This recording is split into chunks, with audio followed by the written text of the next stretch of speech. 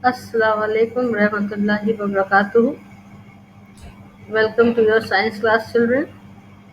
Class 6. We have finished the two chapters and also the revision of these two chapters, which were coming in your unit test 1. And the last period, I have sent you a worksheet also of the second chapter. And before the vacations, I have sent you the worksheet, revision worksheet of the first chapter. I hope you have revised your chapters very well and solved the revision worksheet, and now you are prepared for the unit test. Your unit test will most probably start from 1st of July. Now we shall start a new lesson in science, and that name of that lesson is sorting materials into groups. Okay, so let us start the chapter. You know what is objects? You can see many things around you. Many things are around you, like your table, your chair, your blackboard, the doors of your room, the windows, the fan in your room, your mobile phones, your toys, your clothes, your shoes, your computers. All these things are called as object. So, if I ask you what is an object, then what you will say? That an object is anything that you can see or touch. Anything that you can see or touch is called an object. Like in the picture, you can see different types of objects, and all these things like table, your chair, your toys, ink pot, scissors, colors, fan, table lamp, books. All these things you can easily touch and see. So all these things are called objects. These objects are different in shape, size, colors, and the properties also. Their functions are different. But all objects are made up of materials, one or more type of thing that are called materials. And they have different properties. And there are many objects. You cannot count how many objects are there in the universe. So, in order to study these objects, you need to classify them. Like if you go to a grocery shop, or if you have gone to a supermarket like Big Bazaar, and if there you see that all the things are dumped together. There is no separate section for groceries, for medicines, for toilet products, for toys, for crockeries, and everything is put together on the same shelf. Then would it be easy to for you to shop there? No. But whenever you have gone to a supermarket like Big Bazaar, you can see there are separate zones and separate shelves and separate sections for each type of materials. Like grocery is a separate section. One side you can see all type of soaps and detergents. One side you can see all type of crockeries. Then you can see all types of juices and drinks. So these are grouped in according to their properties. Similarly, in your school also, if you are standing when if you remember, then when we were standing in the for the assembly, we had separate lines for each class. Wasn't it so?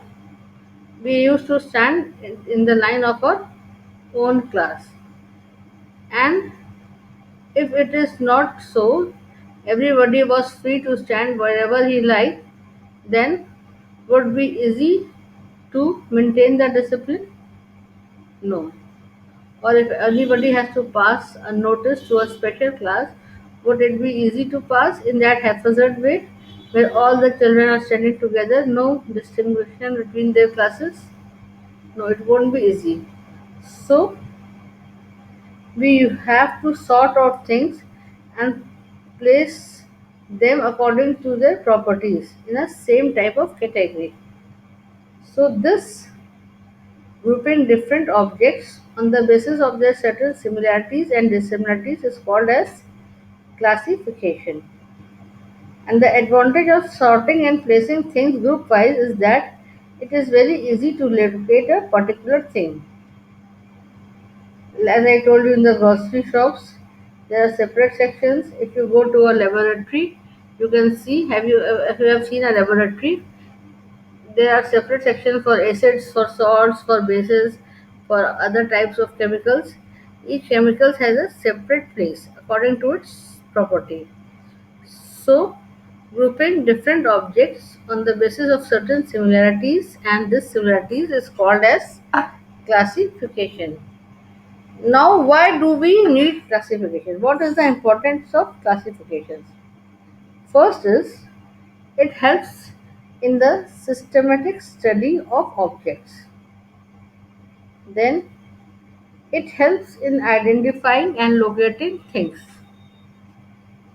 It helps us to study the properties of objects of one category and also observe any pattern in these properties. Means if you want to know the characteristics of any object, then you can study the properties of the object of those category and other objects belonging to the same categories will have similar properties. And also it helps us to know that how the members of a group different from those of other groups. So these are the advantages or importance of classification, that classifications help in the study of objects, systematic study of objects. It helps us to identify and locate things.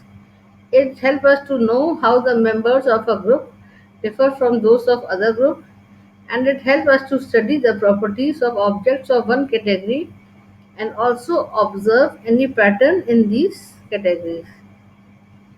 Now, in your home also you have seen your wardrobe. You keep your woolen clothes one side, your party wear dress one side, the dresses which you wear at normally at home you keep it at one side. Everything has a separate section in your wardrobe. You don't mix them. Why? So that whenever you have to go somewhere, then according to that occasion you can identify your dress and locate it easily and wear it. So this is the importance of classification. Now, as I was telling you about objects, so you have seen that all objects are made up of some type of materials. Like, and in all edible things are made up of ingredients. Similarly, all objects are made up of different type of materials. And the substance which is used in making different objects is called a material. So, what is a material? A material is a substance or a thing which is used to make different objects. Suppose chair. If a chair is an object, then which material it is made of? It can be made up of wood, it can be made up of plastic, it can be made up of steel. If you take the example of a spoon, then spoon also is made up of steel. Sometimes you will see a plastic spoon also. Sometimes a wooden spoon also you have seen. So objects are made up of different types of material. Some more example of materials are cotton, silk, iron, plastic, glass. Then, according to their occurrence, where do these materials occur? Materials can be classified as natural materials and human-made materials. So, what is natural materials? Materials that we can obtain from nature, that we have not created but we obtain it from nature, is called as natural materials. Example of natural material is like wood. Wood you have made. Can you make wood? No, you cannot make wood. So wood is a natural material. Then cotton. Can you make cotton? No, you get cotton from plants. Jute. Can you make jute? No, you get jute from plants. So similarly, coal. Can you make coal? No, you cannot make coal. Can you make iron? No, you cannot make iron. So all these things which are found in nature are called as natural materials. Then what are human made materials?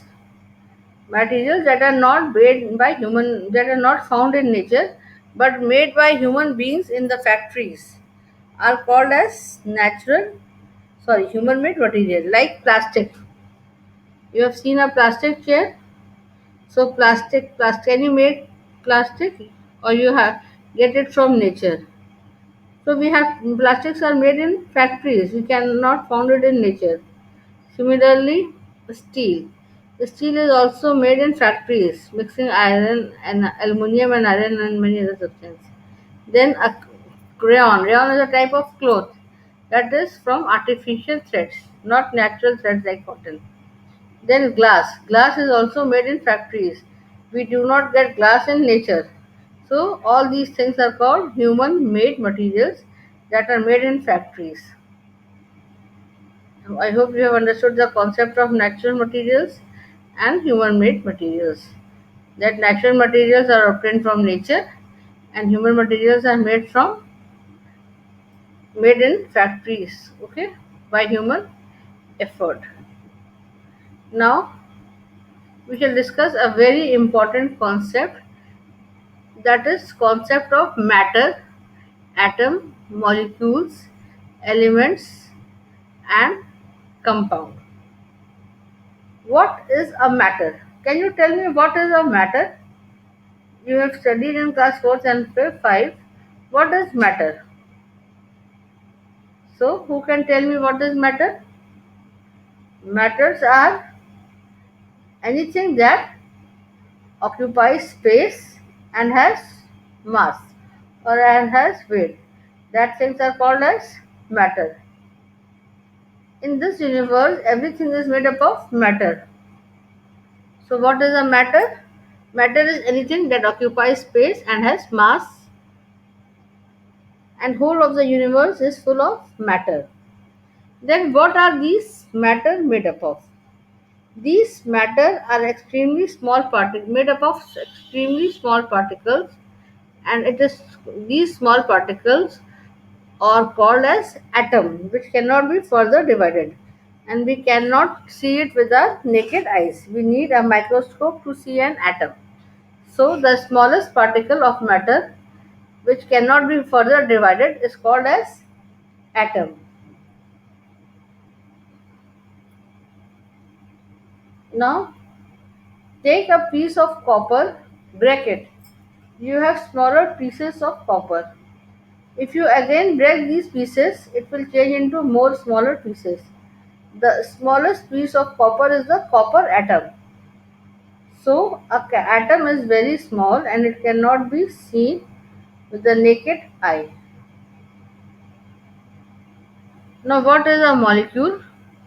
When two or more atoms come together, they form a molecule.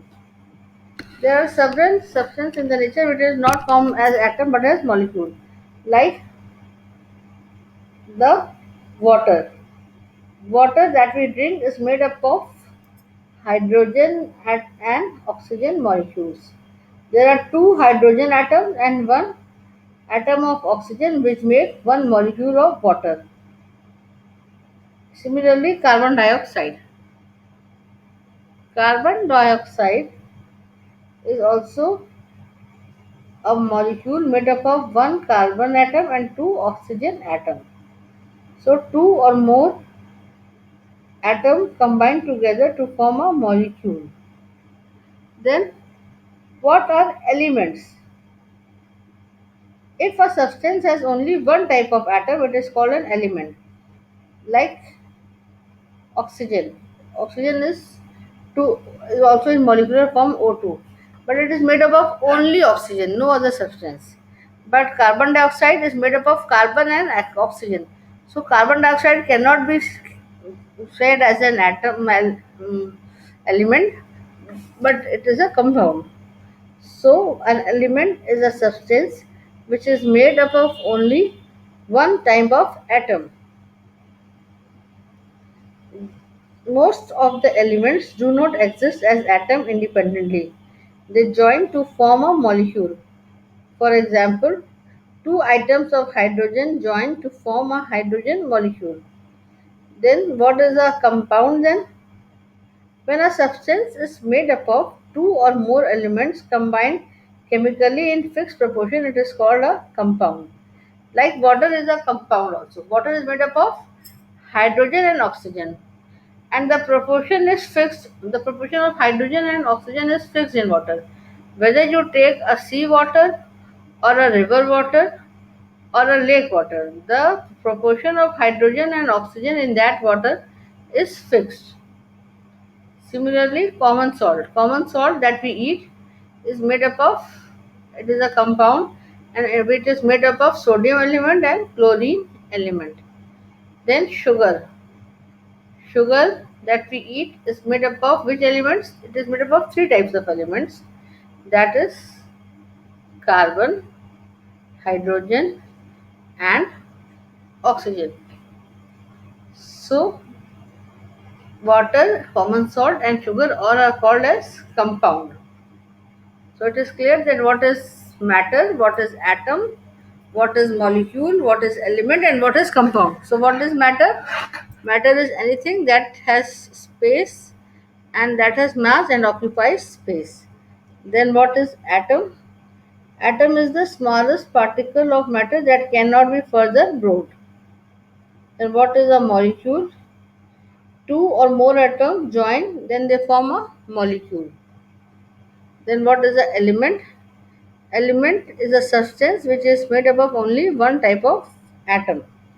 And what is a compound? A compound is a substance which is made up of two or more elements combined chemically in a fixed proportion. So I hope the definitions of atom, molecules, matter, and element and compound is clear. Now we shall discuss some other very important aspects of matter. First is that an object can be made up of different material. Suppose we take an example of a plate in which you have your food. That plate can be made up of steel also. That plate can be made up of fiber also. That plate can be made up of glass also. That plates can be made up of silver or gold also. And that can be made up of any type of other fibers also. So the same object, plate is the same object, but it can be made up of different material. Similarly, as I told you, chair. Chair can be made up of wood also. Chair can be made up of plastic also. Chair can be made up of iron also and steel also. So the object is same chair, but it can be made up of different type of thing. Similarly, clothes also. Clothes can be made up of cotton also. They can be made up of silk also. Clothes can be made up of nylon also. Clothes can be made up of rayon also. So it can be made up of silk also. The object is same clothes, but it can be made up of different type of materials. Similarly, coins. Coins, there are silver coins also, gold coins also, and the coin that we use, they are a mixture of compounds.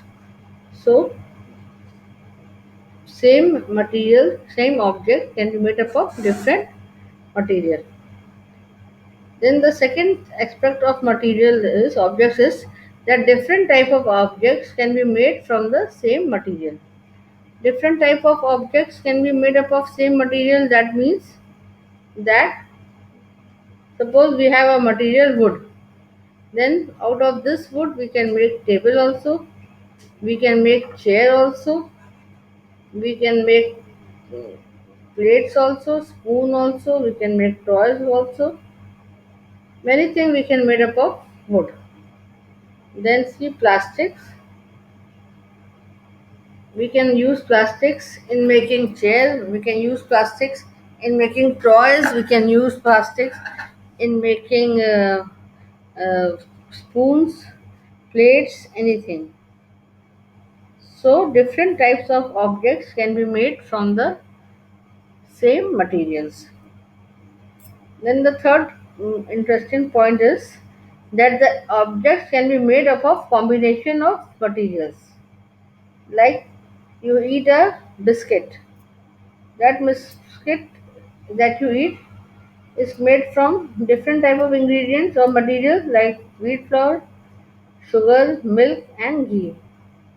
Similarly, if you prepare tea, then what materials you will need? You will need boiling water, tea leaves, milk and sugar. Then if you have to make a chair, what you will need? You will need wood.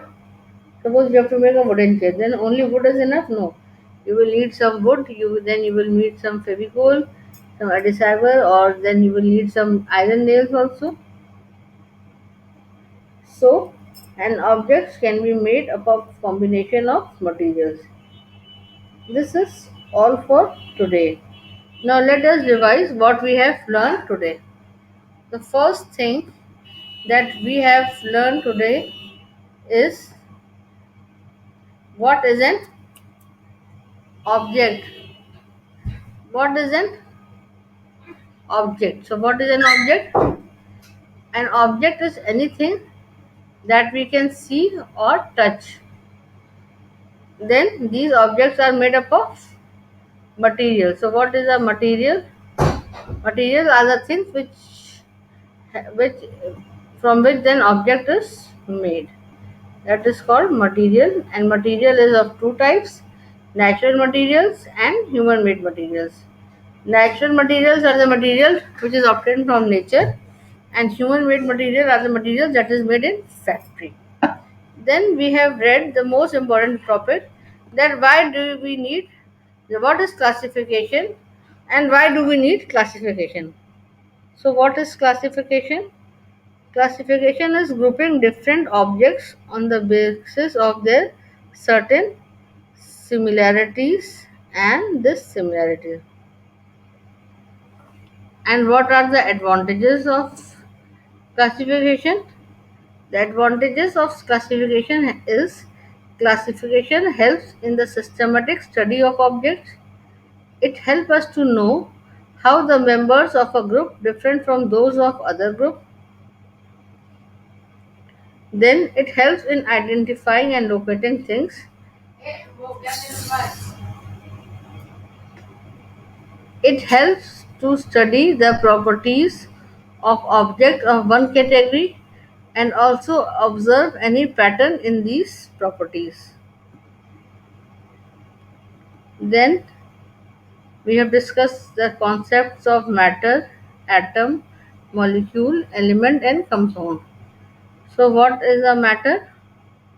Matter is anything that occupies space and has mass. Then, what is atom? Atom is the smallest particle of a matter which cannot be further divided. Then, what is molecule? Molecules means when two or more atoms come together, they form a molecules. Then, what is element?